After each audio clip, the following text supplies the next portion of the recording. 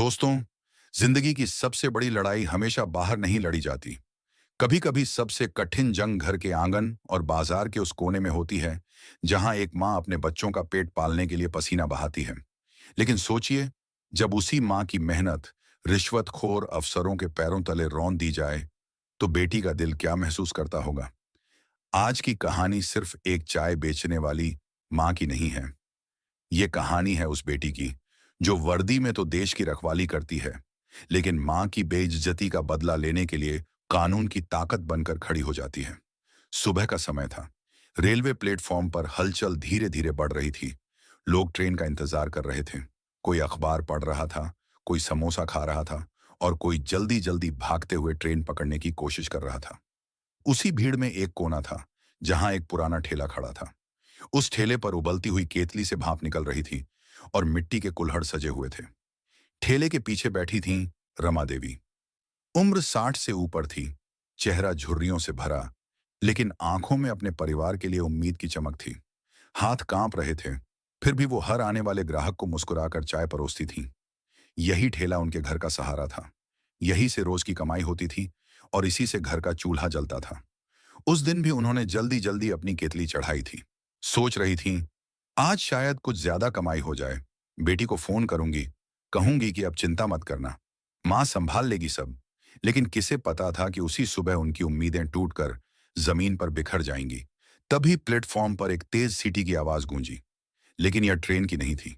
ये आवाज थी आरपीएफ का सब इंस्पेक्टर राजेश की, जो अपने 2 सिपाहियों के साथ वहां पहुंचा था। उसके चेहरे पर घमंड और आंखों में अकड़ साफ दिख रही थी। वह सीधा रमा देवी के ठेले के पास आया और ऊंची आवाज में बोला, ओ बुढ़िया, किसकी इजाजत से यहां ठेला लगाया है? पता नहीं यहां स्टॉल चलाने के लिए मंथली देना पड़ता है? समझी या समझाऊं? रमा देवी सकपका गई, हाथ जोड़ते हुए बोली, साहब, अभी तो सुबह सुबह ठेला लगाया है, एक भी कप चाय नहीं बिकी है। अभी पैसे कहां से लाऊं? शाम तक आ जाइए, मैं जो कमाऊंगी उसमें से हिस्सा दे दूंगी। लेकिन अभी सच में कुछ नहीं है मेरे पास। यह सुनकर राजेश का चेहरा गुस्से से लाल हो गया। उसने घूर कर कहा, क्या बोली? पैसे नहीं हैं? तो हिम्मत कैसे हुई यहां ठेला लगाने की? मेरी इजाजत के बिना यहां एक कुल्हड़ भी नहीं बिक सकता। इतना कहकर उसने गुस्से में ठेले पर जोर से लात मारी। ठेला हिल गया और सारी चाय जमीन पर गिर पड़ी। मिट्टी के कुल्हड़ टूटकर इधर उधर बिखर गए। गर्म भाप और चाय का धुआं हवा में फैल गया। ये दृश्य देखकर प्लेटफॉर्म पर खड़े लोग सन्न रह गए। सबको अफसोस था, लेकिन किसी ने कुछ बोलने की हिम्मत नहीं की। सबको डर था कि अगर पुलिस वाले से भिड़ गए तो खुद पर ही मुसीबत आ जाएगी। रमा देवी जमीन पर बैठ गईं। उनके हाथ कांप रहे थे और आंखों से आंसू बह रहे थे। वह टूटी हुई आवाज में बार बार कह रही थीं, साहब, ये ठेला ही मेरी रोजी रोटी है। अगर चाय नहीं बेचूंगी तो घर कैसे चलेगा? प्लीज ऐसा मत कीजिए, मेरा घर उजड़ जाएगा। लेकिन राजेश के दिल में जरा भी रहम नहीं था। वह और ऊंची आवाज में बोला, बहुत बहाने मत बना, अभी पैसे निकाल, वरना यहीं से खदेड़ दूंगा। और याद रखना, बिना मंथली दिए यहां ठेला नहीं लग सकता, समझी? इतना कहकर उसने रमा देवी को जोर से धक्का दिया। वह जमीन पर गिर पड़ी। उनके हाथ जल चुके चाय से हल्के हल्के सुलग रहे थे। भीड़ सब देख रही थी, लेकिन कोई आगे बढ़ने की हिम्मत नहीं कर पा रहा था। सब चुप थे। लेकिन उसी भीड़ में एक नौजवान लड़का खड़ा था। उसके हाथ में मोबाइल था और आंखों में गुस्सा। उसने पूरे वाकये को चुपचाप रिकॉर्ड कर लिया। उसके दिल में आग जल रही थी, लेकिन वह जानता था कि अकेले राजेश से भिड़ना मुश्किल है। इसलिए उसने सबूत इकट्ठा करने का फैसला किया। रमा देवी आंसू पोंछते हुए मन ही मन सोच रही थी, काश मेरी बेटी यहां होती। वह तो बॉर्डर पर देश की सेवा कर रही है। अगर उसे पता चला कि उसकी मां के साथ यहां ये सब हो रहा है तो उसका दिल टूट जाएगा। धीरे धीरे भीड़ छूटने लगी। राजेश और उसके साथी हंसते हुए आगे बढ़ गए, लेकिन प्लेटफॉर्म पर रह गईं सिर्फ टूटी हुई मिट्टी की प्यालियां, बिखरी हुई चाय और एक मां के आंसू। शाम का वक्त था। प्लेटफॉर्म पर हुई सुबह की घटना अब सोशल मीडिया तक पहुंच चुकी थी। वही नौजवान जिसने सब रिकॉर्ड किया था, उसने वीडियो अपने अकाउंट से अपलोड कर दिया। कैप्शन में लिखा था, देखिए कैसे एक बूढ़ी औरत से प्लेटफॉर्म पर रिश्वत मांगी गई और ठेला तोड़कर उसे धक्का दिया गया। वीडियो अपलोड होते ही धीरे धीरे वायरल होने लगा। लोग गुस्से में भर गए। हर कोई लिख रहा था, यह अन्याय है, इस पर कार्रवाई होनी चाहिए। इसी बीच शहर से दूर नेवी बेस में लेफ्टिनेंट मान्या की मोबाइल स्क्रीन पर नोटिफिकेशन आया। उसने जैसे ही वीडियो खोला, उसके पैरों तले जमीन खिसक गई। वीडियो में जमीन पर गिरी हुई उसकी मां रमा देवी थी और सामने खड़ा था वही रिश्वतखोर इंस्पेक्टर राजेश। मान्या की आंखों में आंसू आ गए। उसने अपने कमरे की खिड़की से बाहर देखा। दिल धड़क रहा था, सांसें तेज हो गई थीं। वह बुदबुदाई, मां, आपके साथ ये कैसे हो गया? अगर मैं वहां होती तो आपको ये दर्द कभी सहना न पड़ता। उस पल उसके अंदर सिर्फ दो भाव उठ रहे थे, एक बेटी का दर्द और एक अफसर का गुस्सा। उसने बिना देर किए अपने सीनियर को छुट्टी की अर्जी दी और उसी रात की फ्लाइट से अपने शहर निकल पड़ी। घर पहुंचते ही उसने मां को अपने गले से कसकर लगा लिया। मां की आंखों से आंसू बह रहे थे। मान्या ने उनका चेहरा सहलाते हुए कहा, मां, अब आपको किसी से डरने की जरूरत नहीं है। मैं आई हूं ना। आपने जिंदगी भर मुझे संभाला, अब मेरी बारी है। रमा देवी ने रोते हुए कहा, बेटी, मैं तो बस चाय बेचकर गुजारा कर रही थी। सोचा था तुझे बोझ ना बनूं। लेकिन देख, उन्होंने मेरा सब कुछ तोड़ दिया। लोग खड़े देखते रहे, कोई मदद को भी नहीं आया। मान्या ने मां के हाथ थामे और दृढ़ आवाज में कहा, मां, ये सिर्फ आपका अपमान नहीं है। ये हर उस औरत का अपमान है जो मेहनत से अपनी रोजी रोटी कमाती है। अब ये इंस्पेक्टर कानून के शिकंजे से नहीं बच पाएगा। मां बेटी की यह बातचीत आंसुओं से भीगी हुई थी, लेकिन मान्या की आंखों में अब संकल्प की आग जल रही थी। अगली सुबह वह सीधे रेलवे पुलिस के एसआरपी ऑफिस पहुंची। वहां अफसर दिलीप चौहान बैठे थे। मान्या ने उन्हें सलाम किया और अपनी पहचान बताई। मैं लेफ्टिनेंट मान्या, नेवी में अफसर हूं। मैं अपने मां के साथ हुए अन्याय की शिकायत दर्ज कराने आई हूं। दिलीप चौहान ने गंभीर होकर कहा, आपकी बात सही है, लेकिन हमें गवाह और सबूत दोनों चाहिए। बिना इसके हम केस को आगे नहीं बढ़ा पाएंगे। मान्या ने तुरंत मोबाइल निकाला और वह वायरल वीडियो दिखाया। दिलीप चौहान ने ध्यान से वीडियो देखा और बोले, वीडियो तो साफ है, लेकिन अदालत में हमें और ठोस सबूत की जरूरत पड़ेगी। कोई गवाह सामने आए तो केस और मजबूत होगा। यही सुनकर मान्या के दिमाग में बिजली सी कौंधी। उसने ठान लिया कि वह उस लड़के को ढूंढेगी जिसने वीडियो अपलोड किया था। रात भर जागकर उसने इंटरनेट पर उस अकाउंट की तलाश की।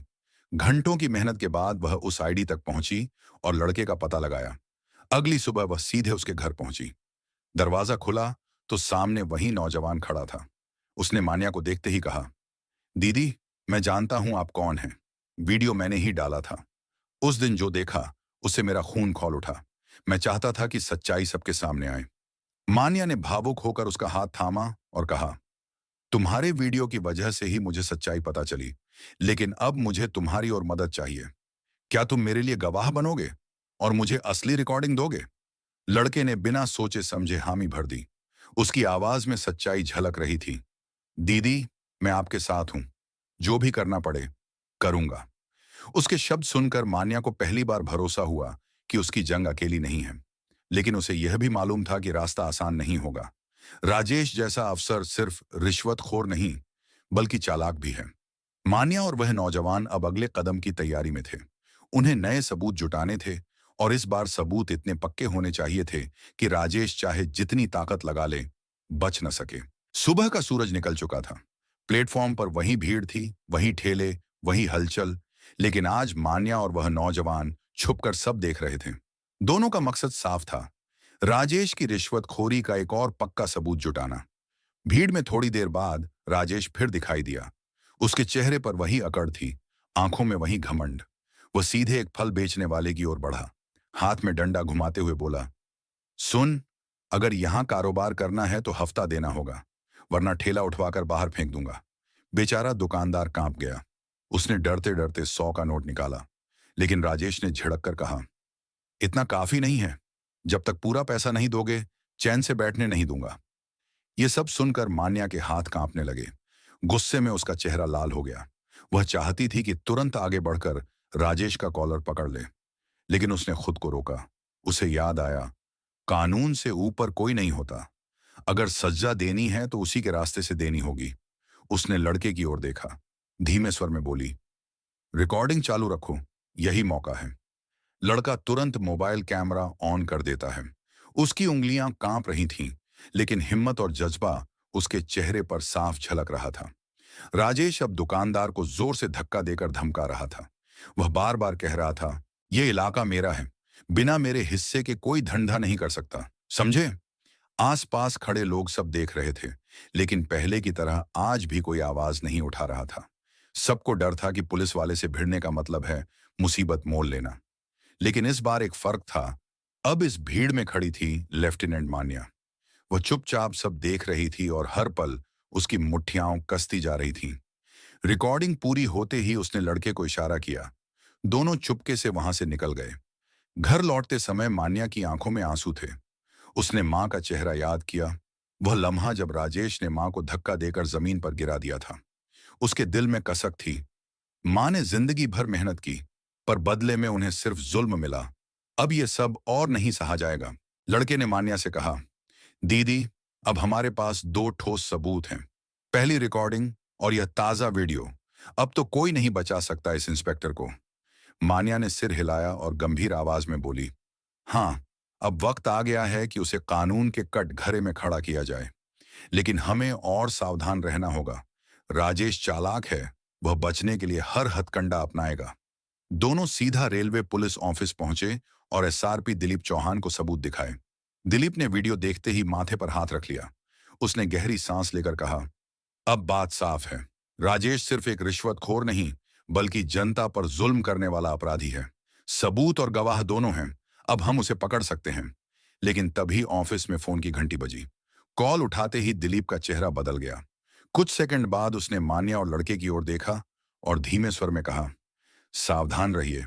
मुझे खबर मिली है कि राजेश को पता चल गया है कि आप दोनों उसके खिलाफ सबूत इकट्ठा कर रहे हैं। वह गुस्से में है और किसी भी हद तक जा सकता है। यह सुनते ही माहौल भारी हो गया। मान्या के भीतर डर नहीं था, लेकिन चिंता जरूर थी। उसने सोचा, अगर राजेश ने मां को अकेले घर पर कुछ कर दिया तो? वह तुरंत घर की ओर दौड़ी। दरवाजा खोलते ही उसने देखा कि मां अकेली कोने में बैठी थी। उनके चेहरे पर डर साफ झलक रहा था। मां ने मान्या को देखते ही कहा, बेटी, कुछ आदमी यहां आए थे, कह रहे थे कि केस वापस ले लो वरना अंजाम बुरा होगा। मान्या का दिल धड़क उठा। उसने मां को सीने से लगाते हुए कहा, मां, अब डरने की जरूरत नहीं, मैं हूं ना। ये लड़ाई अब सिर्फ हमारी नहीं रही, अब पूरा शहर हमारे साथ खड़ा होगा। लेकिन उसके मन में एक और सवाल गूंज रहा था। क्या सच में शहर साथ खड़ा होगा, या फिर सब खामोश रहेंगे जैसे उस दिन प्लेटफॉर्म पर खड़े थे? यहीं से कहानी का रोमांच और गहराने लगा। अब मान्या जान चुकी थी कि यह सिर्फ मां की इज्जत की लड़ाई नहीं है, बल्कि इंसाफ और सच्चाई की जंग है। अगली सुबह शहर में हलचल बढ़ गई थी। सोशल मीडिया पर दोनों वीडियो आग की तरह फैल चुके थे। लोग अब खुलकर कह रहे थे, इंस्पेक्टर राजेश को सजा मिलनी चाहिए, अब और चुप्पी नहीं। प्लेटफॉर्म पर जो भी लोग पहले खामोश थे, वही अब सोशल मीडिया पर आवाज उठा रहे थे। ये देखकर मान्या के दिल में हिम्मत और बढ़ गई। उसने मां का हाथ थाम कर कहा, मां, देखिए, सच सामने आने लगा है। अब राजेश को कोई नहीं बचा सकता। उसी दिन रेलवे पुलिस ने एंटी करप्शन टीम के साथ मिलकर ट्रैप प्लान बनाया। राजेश को रंगे हाथ पकड़ने की योजना बनी। दुकानदारों को गुपचुप भरोसा दिलाया गया कि डरने की जरूरत नहीं है।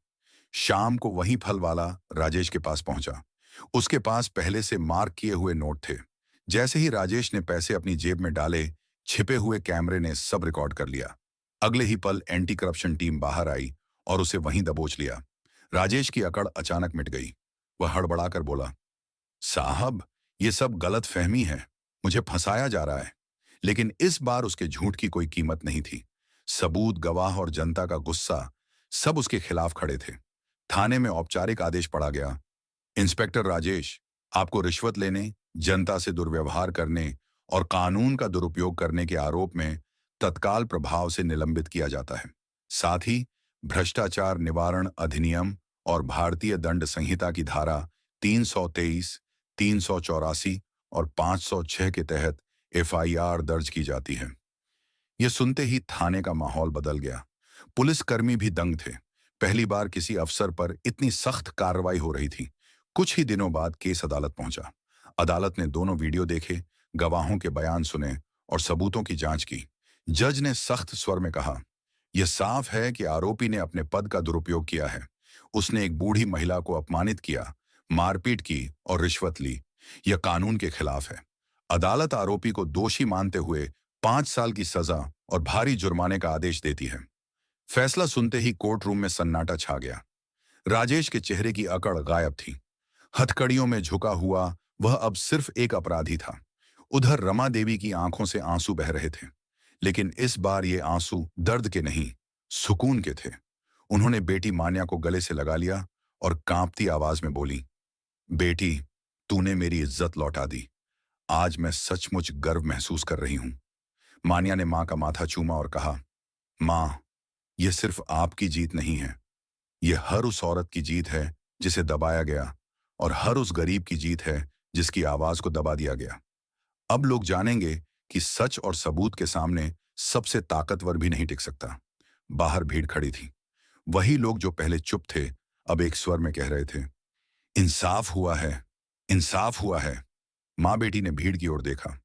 उस पल मानो पूरा शहर उनके साथ खड़ा था। तो दोस्तों, अगर हम सच के साथ खड़े हों, अगर हम डर कर चुप ना रहें, तो इंसाफ जरूर मिलता है। देर हो सकती है, लेकिन अंधकार को हराने वाली सुबह हमेशा आती है। अगर आपको यह कहानी अच्छी लगी हो और आपके दिल को छू गई हो, तो हमारे चैनल को सब्सक्राइब करें, वीडियो को लाइक और शेयर करना बिल्कुल ना भूलें, क्योंकि यहाँ आपको रोजाना ऐसी ही भावुक और प्रेरणादायक कहानियां सुनने को मिलेंगी।